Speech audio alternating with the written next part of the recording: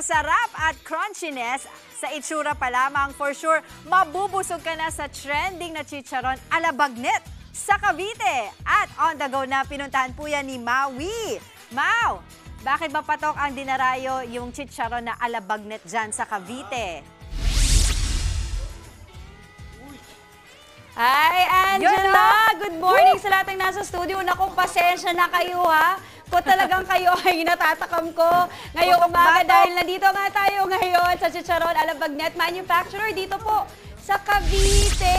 At nakikita po natin, grabe talagang, kumbaga, mga tubs and tubs po of crunchy bagnet na chicharon ang nasa harap natin ngayon. Pero para pag-usapan yan, tatawagin ko po si Sir Wyatt Nobleza, ang owner po dito sa Chicharon ala Bagnet Manufacturer sa Cavite. Live na live, sir! Good morning, kapatid! Good morning, Miss Maui David. Good morning, TV5, mga kapatid natin. Magandang umaga sa inyo. Okay, sir, ngayon pa lang kasi mga kapatid ko nandito kayo, maamoy niyo po talaga yung bagnet, yung parang gusto niya na lang maghanap ng suka at magsawsaw agad-agad, no?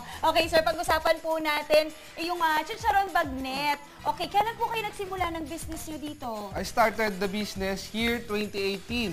So, 6 years na siyang established and then continuous manufacturing.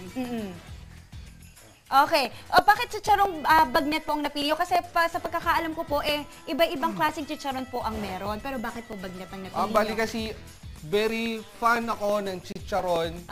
So, naisipan kong magluto ng chicharon and then eventually tumaas yung demands. So, dahil palaging inuulam, palaging pinupulutan, sinasahog sa gulay, hanggang lumaki yung paggawaan natin, naging malaking business na siya. Wow! So, very favorite ulam, pulutan. Totoo naman. Saka kasi, yung ano rin niya, yung texture niya, napaka-crunchy, diba? Parang lalo kang mas gaganahan na kumain. Okay, sir, may iba-ibang flavors po ba ang Chicharon Bagnet? Meron tayong authentic original flavor and then meron tayong spicy flavor.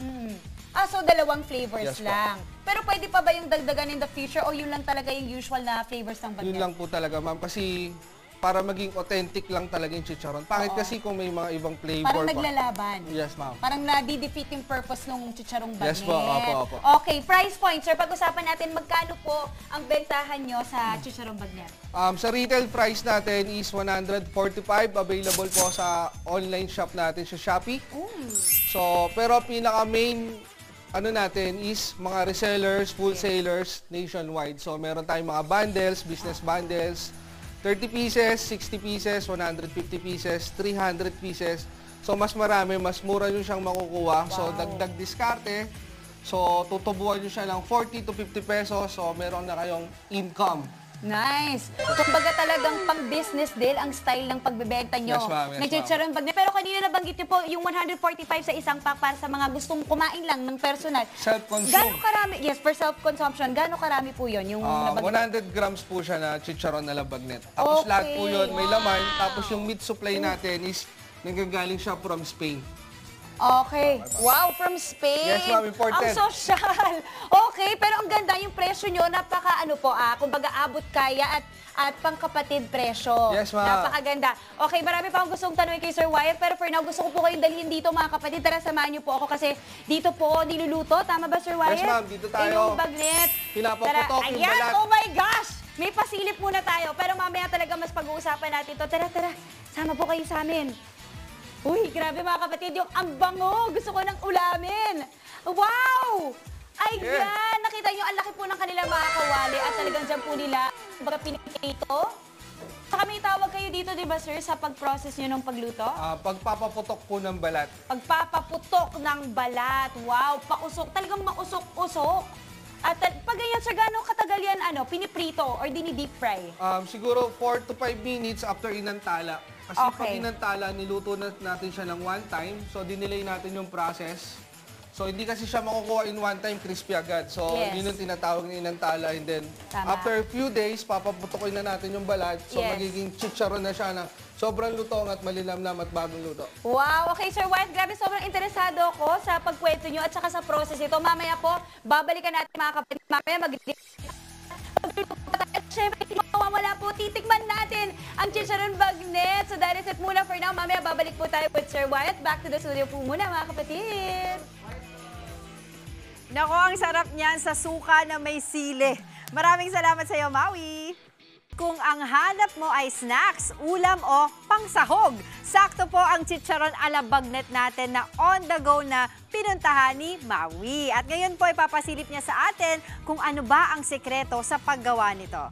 Mau, share mo na yan. Hey, Mau.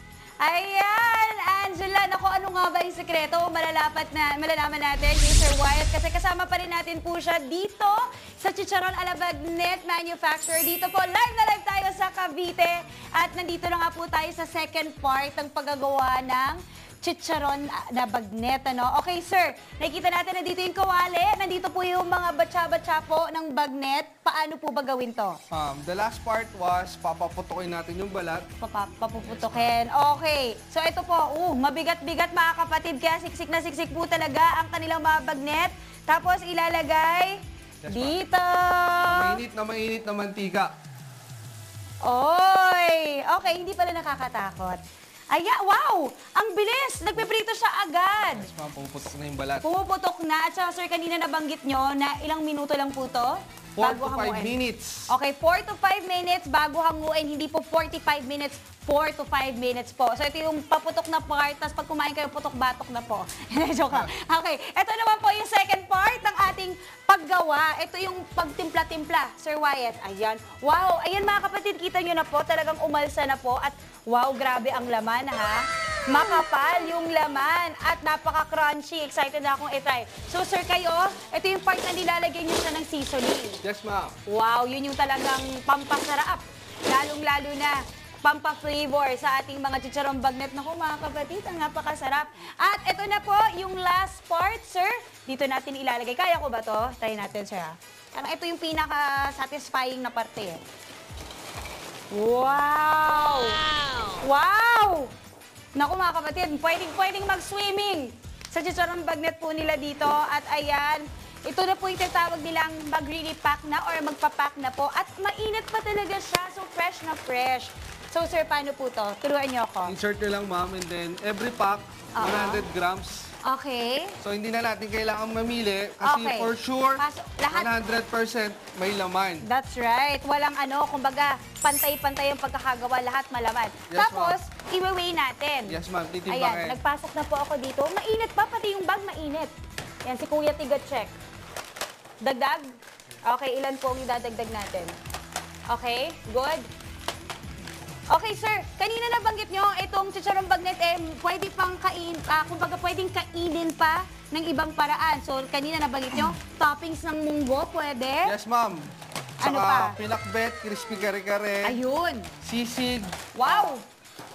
tapos pansit palabok, pansit canton, lomi, basta anything na pwedeng makapagpasarap ng chicharon natin, the best. Wow, ang sarap. Kanina nga naisip ko, pwede, baka sa pandesal, yun na yung next nating palaman. itagay. Gagawin nating palaman. At saka sir, ang maganda po kasi sa business nyo po is, maliban po sa mga nagko-consume nito, ay kumbaga pwede rin pang business. Yes, Yun yung ma'am. maganda. So sa mga viewers natin na interesado rin gumawa ng business, diba? So, pinaka-main market namin, mga kapatid, was wholesale and reseller. So, we offer rebranding package, meron tayong wholesale package, meron tayong distributorship. So, nakakapagpadala tayo nationwide. So, possible kayong kumita ng 40 to 50 pesos per pack.